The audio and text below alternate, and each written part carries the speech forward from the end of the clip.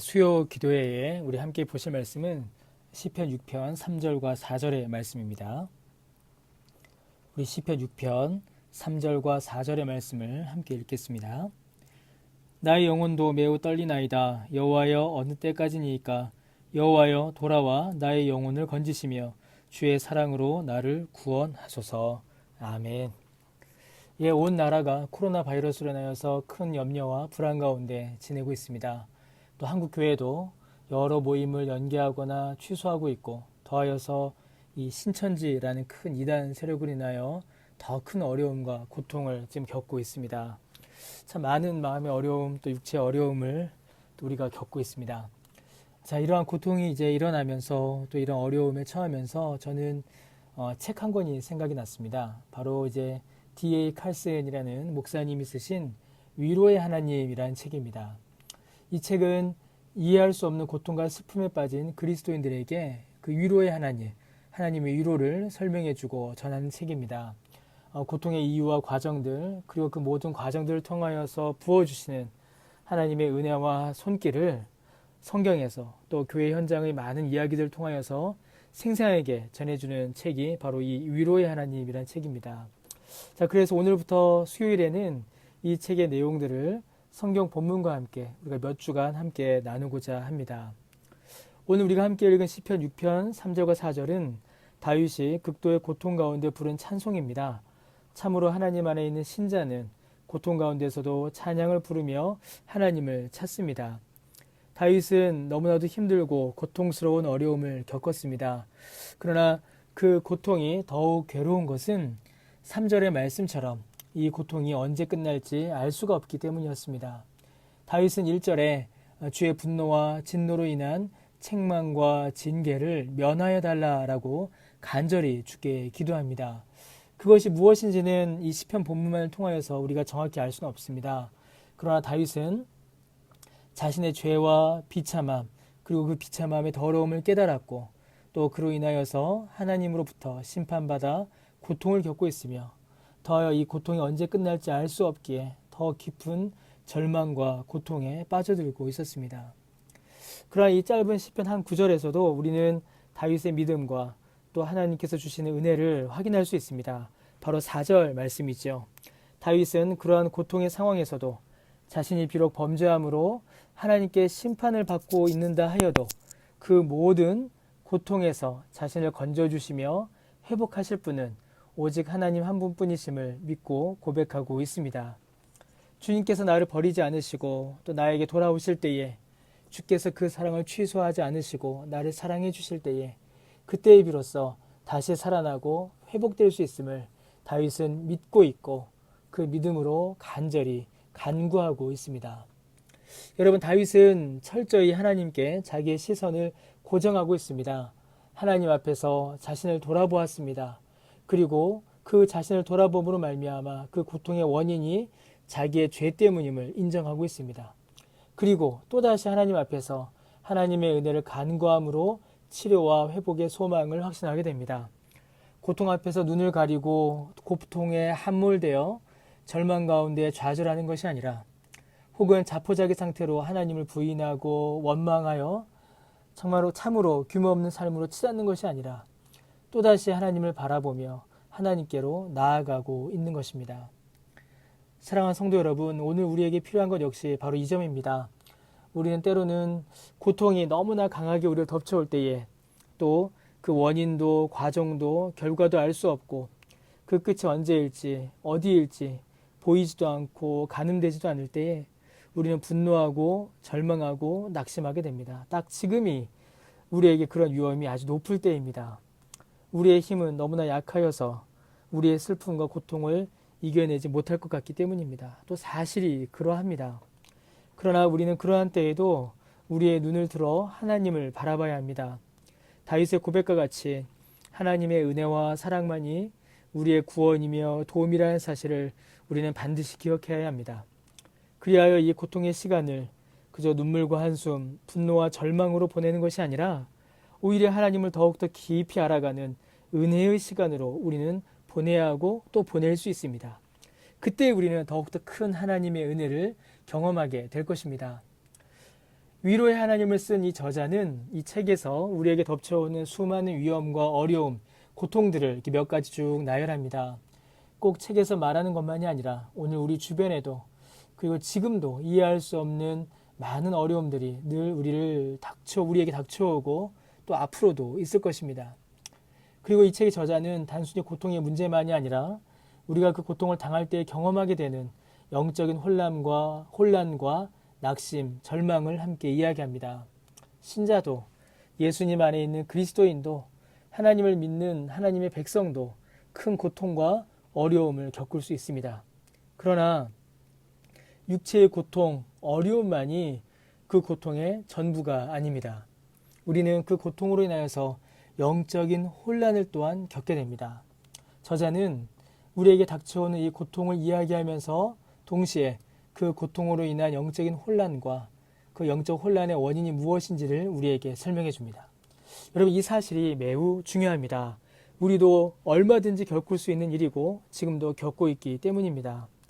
여러분, 우리도 어려움을 겪습니다. 그러나 진짜 어려움, 진짜 치명적인 어려움은 우리가 그 고통 앞에서 우리의 신앙이 흔들리고 하나님을 향한 믿음이 흔들리며 심지어 때로는 믿음을 부정하는 데까지 이른다라는 것입니다. 몇 가지 원인을 우리는 이 책을 통해서 함께 살펴보고 또 이해할 수 있습니다. 가장 먼저는 고통 가운데 우리의 신앙을 흔드는 그 혼란의 가장 첫 번째 원인은 바로 기독교 신앙 밖에 있는 말들입니다. 수많은 철학과 이론들이 난무합니다. 요즘은 이제 가짜뉴스까지 얼마나 사람들을 혼란하게 하는지 모릅니다. 하나님을 떠나서 사람 안에서만 답을 찾으려고 할 때 우리는 더 많은 혼란과 어려움을 겪게 됩니다. 왜냐하면 사람에게서는 참된 위로와 회복을 찾을 수 없기 때문입니다. 사람에게는 완전한 위로도 완전한 회복도 없습니다. 여러분, 이 말이 병원의 치료와 정부의 권면을 거부하자라는 말이 아닙니다. 우리는 치료받아야 하고 또 권위자들의 지침을 따라 지혜롭게 행동해야 합니다. 그러나 우리를 고치시는 분은, 우리의 인생을 주관하시는 분은 하나님이시다라는 사실을 우리는 결코 잊지 말아야 합니다. 여러분, 약과 치료법이 우리를 고치는 것이 아니라 하나님께서 그 약과 의사와 치료법을 사용하셔서 우리를 고치시는 것입니다. 그 약이, 그 의사가, 그 병원이, 그러한 방법들이 하나님께서 사용하시는 방법이요, 수단이요, 도구이기에 우리는 약을 먹고 병원에 가고 치료를 받고 주의하며 행동을 살피는 것입니다. 하나님을 떠나서 하는 것이 결코 아닙니다. 그러나 더 큰 어려움, 더 큰 이 신앙의 어려움의 원인들은 교회 밖보다는, 기독교 신앙 밖보다는 기독교 신앙 안에, 교회 안에 있습니다. 이것이 사실은 더 큰 위험이지요. 고통 가운데 우리의 신앙을 흔드는 가장 첫 번째 원인, 기독교 신앙 안에 있는 첫 번째 원인은 우리가 성경에 대하여 무지하고 또 우리에게 균형 잡힌 성경에 대한 이해가 없을 때에 우리는 고통 앞에서 더욱더 큰 혼란에 빠지게 됩니다. 성경에는 치료받고 성공하고 건강한 사람이 기록되어 있습니다. 그러나 병에 걸리고 고통하고 신음하는 사람들에 대한 이야기가 더 많이 기록되어 있습니다. 에레미야는 늘 슬피 울었습니다. 바울과 디모데는 지병이 있었습니다. 그들은 고통하고 슬퍼했지만 하나님께서는 그들을 통해서도 하나님의 은혜의 역사를 이루어 가셨습니다. 성경은 건강한 자, 늘 행복한 자, 즐거운 자들만의 역사가 아니라 고통하는 자, 슬퍼하는 자, 눈물 흘리는 자들의 역사도 함께 기록되어 있습니다. 우리는 이 둘 사이의 균형을 잃어버리지 않아야 합니다. 둘째로는 우리의 다급함이 우리를 낙심시킵니다. 여러분, 우리는 어려움을 당할 때에 안절부절할 때가 참 많이 있습니다. 어떻게 해야 될지 모르고 또 무엇을 해야 될지 몰라서 우린 참 안절부절하고 또 다급하게 일을 대합니다. 여러분, 사실 이 일은 우리 신앙의 성격이 무엇인지를 그대로 보여줍니다. 여러분, 우리는 마치 컴퓨터가 우리에게 반응하듯이 하나님께서도 우리에게 그렇게 답하셔야 한다라고 생각할 때가 있습니다. 그러나 하나님은 기계가 아니십니다. 하나님께서는 하나님의 때에 하나님의 뜻을 이루시며 그리고 바로 그때가, 그리고 바로 그 방식이 우리에게 가장 좋은 때이며 우리에게 가장 좋은 일입니다. 그래서 우리에게 믿음이 필요하죠. 그래서 믿음은 인내를 낳는 것입니다. 여러분, 모세는 광야에서 40년이 지나야 일을 시작할 수 있었고, 요셉도 자신의 억울함을 푸는 데에 20여 년의 시간이 걸렸습니다. 믿음으로 인내하며 하나님의 은혜를 바라보는 것, 바로 그것이 우리에게 더욱더 필요합니다. 셋째로, 성경 본문에 대한 심각한 오해가 우리를 더욱더 큰 혼란에 빠뜨리게 합니다. 문맥과는 상관없이 그저 읽기 좋고 듣기 좋은 본문들만을 볼 때에 우리는 성경을 심각하게 오해하게 됩니다. 어떤 구절들은 결코 병의 치료 혹은 물질의 복에 대한 약속이 아님에도 불구하고 그렇게 오해하고 그렇게 읽는 본문들이 많이 있습니다. 여러분, 우리가 그렇게 성경을 오해하고 또 그렇게 믿게 되면 고통이 우리에게 닥쳐올 때에 우리의 신앙은 뿌리채 흔들리게 됩니다. 성경이 나에게 복을 주고 성경이 나에게 건강을 약속했는데 왜 나에게 병이 오고 왜 나에게 고통이 왔는가? 그것을 받아들이지 못하게 되죠. 그 앞에서 성경을 부정하게 되고 믿음이 흔들리게 된다라는 것입니다. 넷째로는 마치 모든 것을 아는 듯이 말하는 자들의 말들이 우리를 혼란하게 합니다. 그에 밖에서 세상의 철학과 이론들이 우리를 혼란하게 하는 것만이 아니라 교회 안에서 잘못된 믿음과 잘못된 가르침을 주장하는 자들의 그런 말들이 또한 우리를 쓰러뜨릴 때가 있습니다. 함부로 이제 신비한 경험을 주장하는 분들이 또한 계시죠. 많은 그런 신비한 경험들, 신비한 경험의 주장들은 능력 없는 선포로 끝날 때가 종종 있습니다. 여러분, 이 말이 하나님께서 오늘도 우리에게 기도 가운데에 우리의 병을 고치신다라는 그 은혜를 부정하는 것이 결코 아닙니다. 하나님과는 상관없이 신비한 경험 그 자체만을 주장할 때에 우리는 혼란에 빠지게 됩니다. 왜냐하면 경험은 일어날 수도 있고 일어나지 않을 수도 있기 때문입니다. 또 근거 없는 확신들이 우리를 오히려 쓰러뜨릴 때도 많이 있습니다. 믿음을 강조하다가 그 사실이 지나쳐서 하나님을 믿는 것이 아니라 믿음 그 자체를 믿을 때가 또한 있습니다. 앞에서도 설명드렸던 것처럼 하나님께서는 하나님의 때에 하나님의 일을 이루십니다. 어쩌면 우리의 믿음보다, 우리의 계획보다, 우리의 생각보다 하나님의 계획과 하나님의 뜻이 훨씬 더 크시기에 우리의 믿음과 상관없이 하나님께서 하나님의 일을 이루실 때가 있습니다. 그래서 여러분, 우리는 하나님의 일하심과 하나님의 은혜를 믿어야지 내 확신, 내 말을 믿어서는 안 됩니다.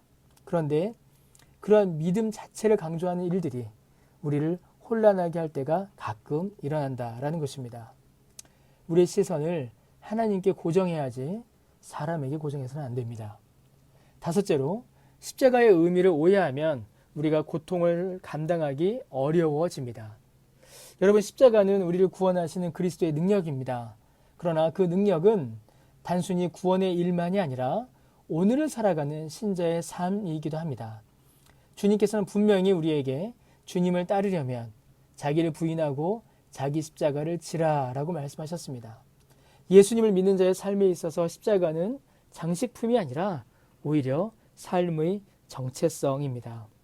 그래서 우리가 믿음으로 인하여서 어려움을 겪고 또 믿음으로 인하여서 고통을 당하는 것은 어쩌면 당연한 일인 것이죠. 그 외에 우리가 이 땅에 살아가는 동안 겪는 어려움들도 믿음 안에서 바라볼 때에는 신자가 예수님께로 더욱더 가까이 다가가게 하는 믿음의 도구가 될 수 있는 것입니다. 사랑하는 성도 여러분, 참 어렵고 힘든 시간입니다. 매일매일 뵙던 분들을 뵙지 못하고 함께 기도하며 찬양하던 시간들을 가지지 못하는 것이 저에게도 얼마나 큰 마음의 아픔이고 또 고통이고 또 안타까움인지 모릅니다. 그러나 우리는 이때 다시 성경을 펴고 기도의 무릎을 꿇어야 합니다. 그렇지 않으면 이 어려움을 감당하는 것이 문제가 아니라 어쩌면 우리의 믿음을 지키는 일조차도 심각한 위험에 처할 수 있기 때문입니다. 이 혼란한 시간에 더욱더 하나님을 깊이 알아가는 저와 여러분이 되시기를 바랍니다. 6가지의 원인들을 우리가 쭉 살펴보았습니다. 교회 밖에서 하나, 교회 안에서 5가지. 이렇게 6가지 원인들을 살펴보았습니다.